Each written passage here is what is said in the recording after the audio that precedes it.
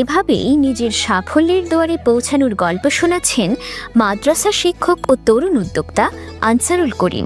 শিক্ষকতার পাশাপাশি বাণিজ্যিক কোনো পরিকল্পনা ছাড়াই শখের বশে নিজ গ্রামেই গড়ে তুলেছেন এক টুকরো ড্রাগন ফলের বাগান। শুধু পেশায় সীমাবদ্ধ না থেকে ধীরে ধীরে নিজের চিন্তাধারা ও কর্মদক্ষতাকে কাজে লাগিয়ে হয়ে উঠেছেন একজন সফল উদ্যোক্তা।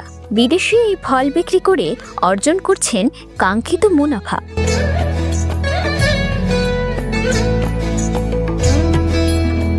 ইউটিউবে ড্রাগন চাষের পদ্ধতি ও বিভিন্ন বাগান দেখে 2021 সালের শেষের দিকে পরীক্ষামূলকভাবে মাত্র 18টি চারা দিয়ে যাত্রা শুরু করেন তরুণ এই উদ্যোক্তা। অল্পতে সফলতা পাওয়ায় বাণিজ্যিকভাবে লাভের আশায় বাগানের পরিসর বাড়ায় ধীরে ধীরে। ইউটিউবে দেখলাম ড্রাগন বাগানটা দেখতে সুন্দর লাগছে, এরপর আমার প্রেরণা জাগলো, ওইখান থেকে আমি ড্রাগনের চাষ শুরু করি।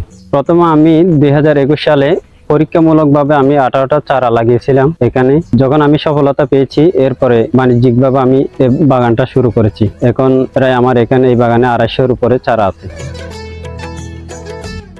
সেই 18টি চারা থেকে বর্তমানে প্রায় 30 শতক জায়গায় সৃজিত বাগানে 250-র অধিক ড্রাগন ফলের গাছ রয়েছে, যেখানে থাইওয়ান পিঙ্ক, জাং পিঙ্ক, ভিয়েতনামি সুইট হোয়াইট সহ দেশি বিদেশি বেশ কয়েক জাতের ড্রাগন ফল রয়েছে।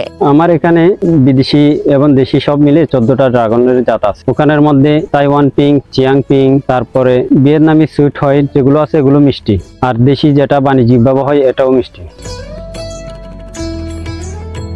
চাকরির ছুটিতে বাগান পরিচর্যায় সময় দেন তিনি। এছাড়া আলাদাভাবে এর পেছনে তেমন শ্রম দিতে হয় না। তিনি আরও জানান, ড্রাগন চাষ দীর্ঘমেয়াদী ও লাভজনক আবাদ। প্রথমে বাঁশের বেষ্টনী ও চারা বাবদ স্বল্প পুঁজি ছাড়া তেমন খরচ হয়নি তার।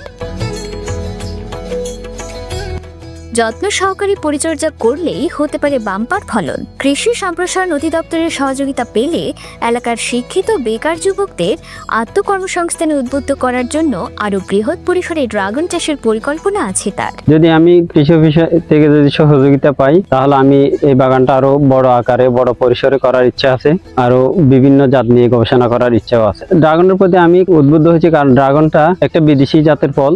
এটা যাতে আমি কুতুবদিয়াতে একটা নতুন কিছু করে দেখাই, মানুষকে উদ্বুদ্ধ করার জন্য ড্রাগনের দিকে আমি ঝুঁকছি। সংশ্লিষ্টরা বলছেন, নামের সাথে গুণে ভালো হওয়ায় দেশের মাটিতে বিদেশি ফলের আবাদ দিন দিন বাড়ছে। এই কাজে উদ্যোক্তার পাশে দাঁড়ানোর আশ্বাস দেয় এই কর্মকর্তা। ড্রাগন একটি জনপ্রিয় ফসল এবং আমাদের দেশে খুব দ্রুতই সম্প্রসারিত হয়েছে। মানুষের কাছে চাহিদাও আছে এবং অত্যন্ত পুষ্টিগুণ সম্পন্ন একটি ফল। এই ধরনের মানুষ যারা উদ্যোক্তা হিসাবে গড়ে উঠছে তাদের জন্য আমাদের সার্বক্ষণিক পরামর্শ সহযোগিতা থাকবে। পাশাপাশি আমাদের অফিসে যদি কোনো সুযোগ থাকে তার এই বাগানটাকে আরো সুন্দরভাবে পরিকল্পিতভাবে সাজানো, সেখানেও আমাদের সহযোগিতা থাকবে। আনসারুল কুতুবদিয়া উপজেলার উত্তর লেমশিখালী ইউনিয়নের আনু মেয়াজের পাড়ার বাসিন্দা এবং পেশায় কক্সবাজার আল ইতকান মহিলা মাদ্রাসার শিক্ষক। সরকারের পৃষ্ঠপোষকতায় রচনা হতে পারে অসংখ্য তরুণ উদ্যোক্তাদের সফলতার গল্প, যা বেকারত্বের সমস্যা নিরসনের পাশাপাশি দেশের অর্থনৈতিক সমৃদ্ধি লাভ করবে। Desk report, পেনুয়া।